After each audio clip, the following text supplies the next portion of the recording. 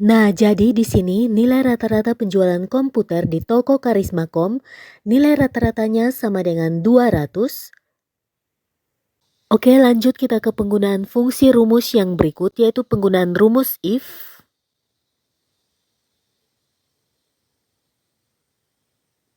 Jadi teman-teman, fungsi dari rumus if sendiri, fungsinya yaitu untuk mencari nilai perbandingan pada suatu data. Dan sebagai contohnya di sini, sudah saya siapkan contoh datanya. Jadi pada intinya di sini ini adalah rumus logika dan sekarang kita akan mencari keterangan dari target penjualan sales, di mana untuk targetnya di sini pada tabel yang kedua 6 sampai 10 yaitu mencapai target, sedangkan 1 sampai 5 artinya tidak mencapai target penjualan. Dan langsung saja kita masukkan sama dengan. Dan jika sudah, langsung saja ketik if. Dan jika tampilannya sudah seperti ini, langsung saja klik rekomendasi rumus if bagian atas yang ini. Nah, jadi di sini ada argumen rumus if yang harus kita isikan berupa logical test dan value if true. Dan langsung saja kita masukkan logical testnya, dan logical testnya ini berhubungan dengan data penjualan, di mana di sini teman-teman langsung saja klik data penjualan bagian sales pertama. Langsung saja diklik sehingga tampilannya menjadi seperti ini. Jika sudah, langkah berikutnya di sini masukkan simbol lebih kecil.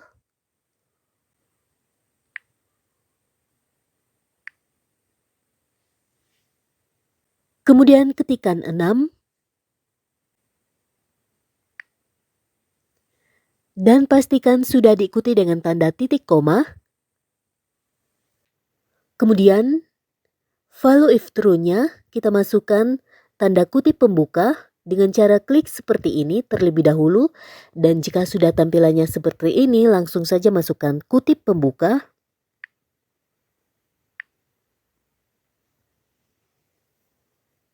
Jadi jika benar, kita ketikkan tidak capai target atau tidak tercapai. Kita ketikkan tidak tercapai.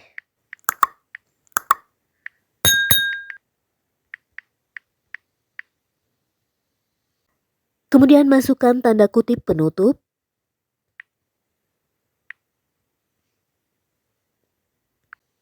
Dan pastikan sudah diikuti dengan tanda titik koma. Jadi jika salah atau lebih kurang dari 6 atau lebih dari 6 maka dinyatakan mencapai target penjualan. Jadi langsung saja kita masukkan tanda kutip pembuka.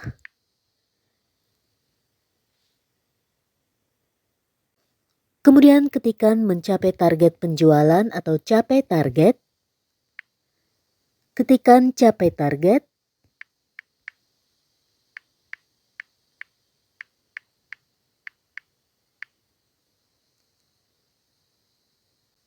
Dan pastikan masukkan lagi tanda kutip penutup.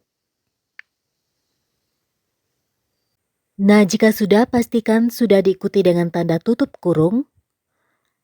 Kemudian langsung saja di checklist.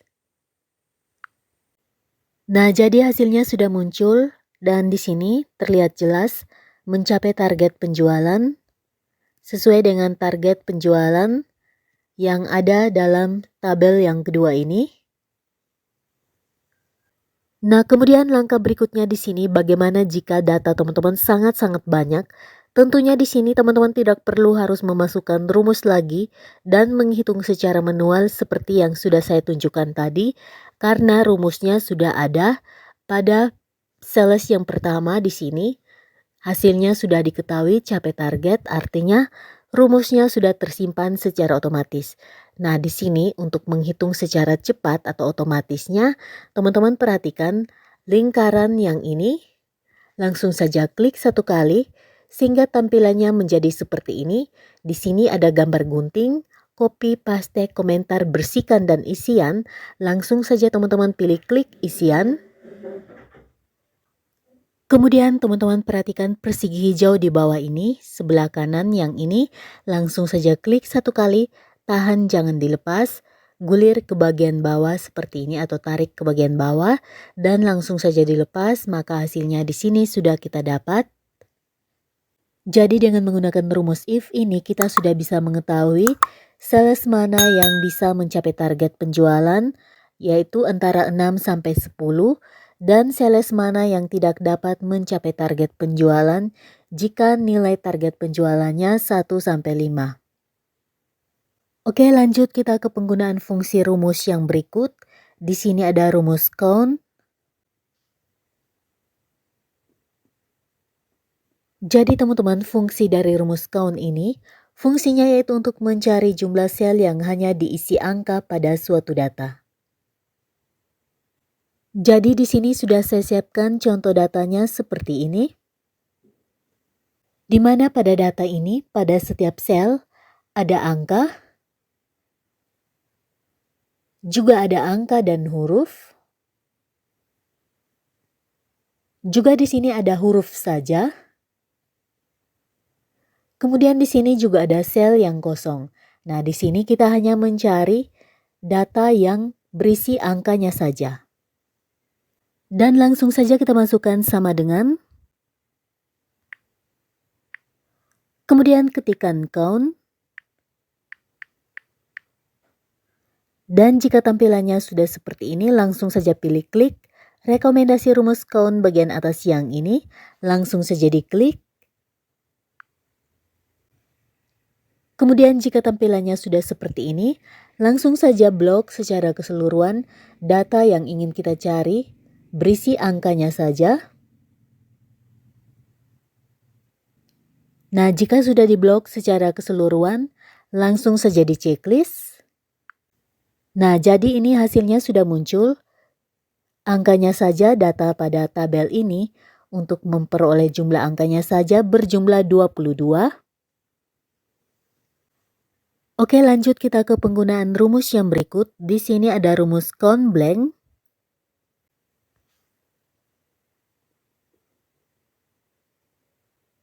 Jadi fungsi rumus count blank ini fungsinya yaitu untuk mencari jumlah sel yang kosong.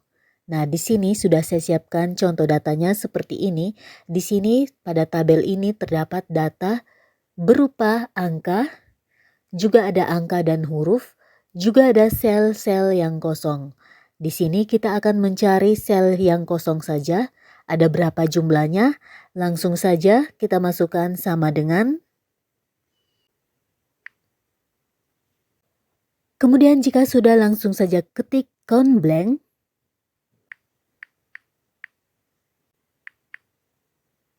Dan jika tampilannya sudah seperti ini, langsung saja pilih klik rekomendasi rumus count blank bagian atas yang ini dan langsung saja diklik. Nah, karena fungsi dari rumus count blank ini fungsinya yaitu untuk mencari sel yang kosong pada data ini, langsung saja kita blok secara keseluruhan semua data ini sehingga kita dapat mengetahui sel mana yang kosong, ada berapa jumlahnya. Dan jika sudah diblok seperti ini, langsung saja pilih klik checklist. Nah, jadi di sini terdapat 5 sel yang kosong di mana tidak terisi data apapun. Untuk memastikan kita bisa hitung bersama, di sini ada sel yang pertama, kedua, ketiga, keempat, dan kelima. Oke, lanjut kita ke penggunaan rumus yang berikut, yaitu penggunaan fungsi rumus counta. Nah, jadi fungsi dari rumus counta ini, fungsinya yaitu untuk mencari jumlah sel yang hanya berisi data angka dan huruf. Dan sebagai contohnya di sini sudah saya siapkan contoh datanya seperti ini, di mana di dalam data ini terdapat data angka, juga terdapat data angka dan huruf. Juga di sini terdapat data di sel berikut ini, ada hurufnya saja.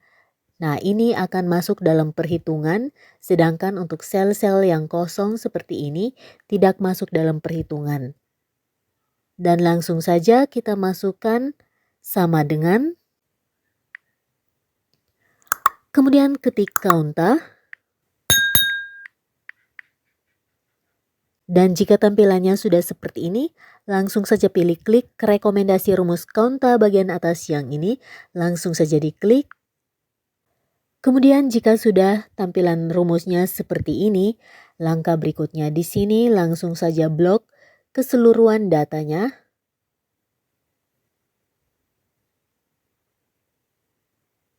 Dan jika sudah diblok secara keseluruhan, langkah berikutnya langsung saja kita checklist.